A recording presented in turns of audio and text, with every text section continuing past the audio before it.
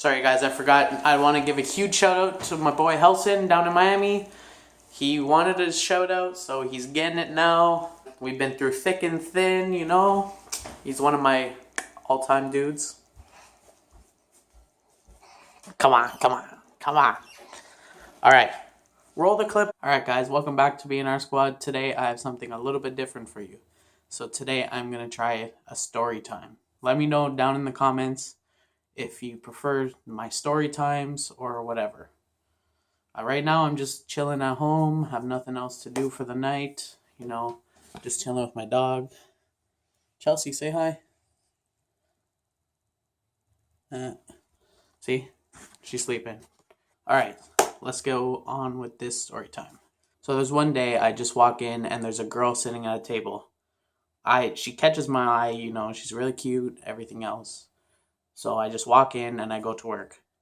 I end up going out after and start trying to conversate with her, saying, oh, you know, how are you doing?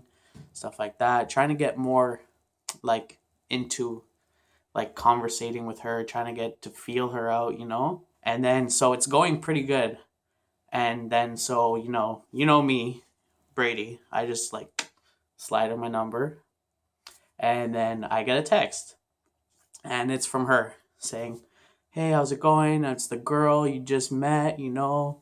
I want to get to know you better. So me thinking, I'm like, okay, she's actually interested, right? Wrong. This is where the story goes downhill. I learned from personal experience now, never give your number out to someone that you just meet. Never, ever, ever, never. Okay, so her name was Selma. She looked like she was part Arabic, part Spanish, okay? Even though that has nothing to do with what she does. So I give her my number. She's texting me. She's like, oh, whatever, you know, I'm new to Ottawa. Never been here before. I'm from Toronto. I'm trying to get a place. I'm ending up working up with CSIS. CSIS is like the Canadian FBI, if you didn't know. So I just have to go to like my interview and I'm basically set. That's why I came down from Toronto. So I'm like, okay, that's pretty cool, you know. You got a job here. CSIS is pretty nice. And then she's like, okay, well, it was nice meeting you. I have to go. I will message you later. So I'm like, okay, message me later. So then she does message me and she's like, oh, I want to hang out, whatever. Boom, boom, boom. I'll get to know you. And then I was like, okay, well, let's hang out. That never ends up happening. Right after that, she just stops messaging me completely, 100%. So I'm like, okay, this chick's a bit weird, you know? She just asked me to hang out, ends up just dropping everything. So I'm like, okay, you know, maybe she just got busy, whatever. And then I get a text message the next day. The next day it says in the message, it's like, oh, sorry, I was just at the hospital. Something went wrong. You know, I'm just at the hospital. I wasn't feeling myself last night, whatever. So I'm at the hospital. I was like, oh, that's okay, you know, just try to get better. And she's like, can you come drive me from the hospital downtown to my apartment? I'm like, guys, I've known her for one day. I'm like, you know what? I'm kind of busy right now. I don't know if I can. And she's like, okay, I understand, you know.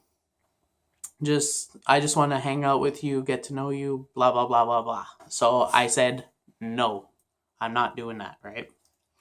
So then all of a sudden, she's like, I told her, I was like, if you need anything else, you know, just let me know if you need anything else. So then I get this random phone call and it's from some place down on Rideau Street.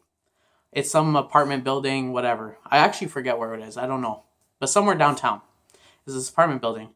I answer the phone. I'm like, hello, you know, how's it going? They're like, hi, I'm just calling about Selma. Selma used you as a reference for, you know, to get an apartment here. I'm like, that's strange. I'm like, okay. And they're like, how long have you known Selma for? I was like straight out blunt. Okay. So I'm like, one day. And they're like, okay, you know, do you know that she works with CSIS? I'm like, I don't know. Can't confirm. And then they just hang up the phone right away on me. So then I message her. I was like, hey, what's going on? I just got a call from some apartment place. I was like, did you give out my number to use as a reference? She's like, well, yeah, you said I can use you for anything I need. She said anything she needs. I was like, whoa, hold up. I was like, I didn't say anything you need. I said, let me know if you need anything. She's like, well, that's not going to be a problem, is it? I'm like, yeah, that's kind of a big problem. You're giving out my number to random people, first of all. Number one, you're giving out my number and you're trying to use me as a reference for some apartment building. And first of all, you didn't even tell me. So that's rule number one. I wouldn't have said yes in the first place. Number two, I knew you for one day. Who the fuck are you? I'm just trying to slide in. Who are you? She's like, you better have said good things about for the apartment. I'm like, honestly, I told them I knew you for one day and that I didn't know if you work for CSIS because honestly, I have no idea. So then I get more text messages. Boom, boom, boom, boom, boom, boom.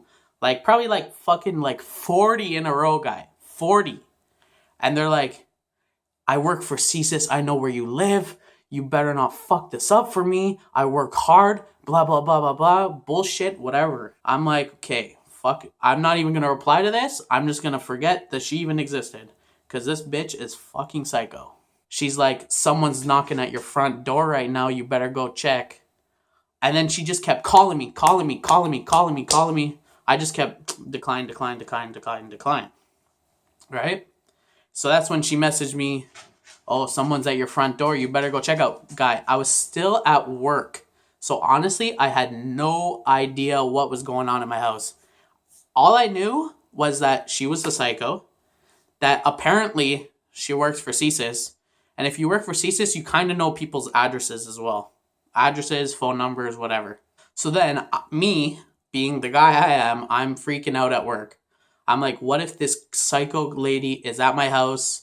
What's going on? And then I kept getting this call from an unknown number. So I was like, what the fuck is going on? Fucking, she's giving out my number to random people and then people are just randomly calling me, trying to spam me.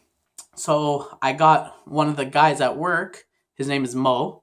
He ended up calling my phone. I said, can you check just to see how easy it is to call from a blocked number?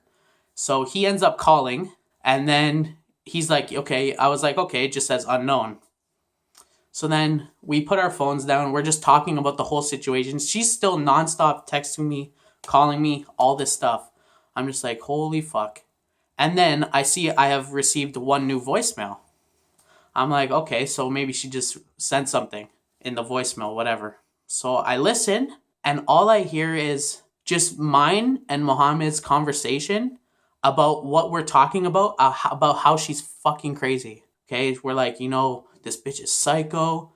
Mo is like, just block her number, delete it, whatever. Whatever we were talking about, it was playing back in the voicemail. So I was like, I'm just like, oh my God. I'm just shaking. I couldn't stop trembling. So I was like, because first of all, she works for CSIS. Apparently she worked for CSIS. So I was like, and at CSIS, I know that in all the walls that they have, they put little microphones and cameras or whatever so that they know nobody's talking about other stuff. So I was like, she fucking rigged up our store. Because first of all, guys, I work at 6 a.m. And she was already there when I walked in. So who knows what she was doing, if she went in the back of the house and put cameras or microphones or whatever. So I was shaking because I heard the voice message from an unknown number about mine and Mohammed's conversation. Actually, Mike was there too because we were all shaking. But I heard from an unknown number that I heard from an unknown number what all three of us were talking about her and about how people are at my front door, whatever we were talking about. So I'm then shaking. And she's also like, I know where you live. I have people at your front door. Bullshit, whatever, blah blah blah. So like right then, I got in my car and I rushed home. There was no one here.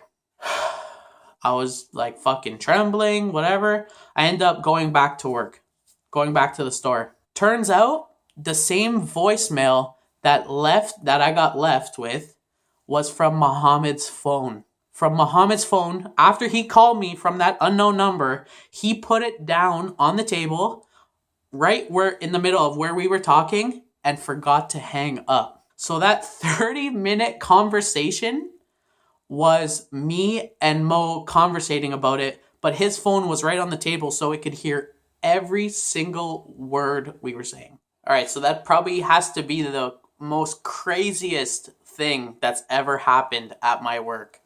That's at least involving me. And I will tell you, I will never, ever give out my number to a girl at my work again.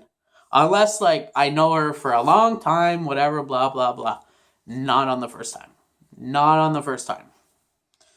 All right, guys. Well, that was my edition of Storytime. Let me know what you think down in the comments below. If you like it, give it a big thumbs up. That really means a lot. And you know, who knows? I have tons of stories lined up. Boom, boom, boom, boom. I have tons of stories lined up. I have probably about 8 or 9 stories I could bring out right out of my head right now. And as well, subscribe, youtube.com/BNR Squad. You know, I'm trying to hit 1K subs. Maybe this is how it'll do. But as always, see you next time.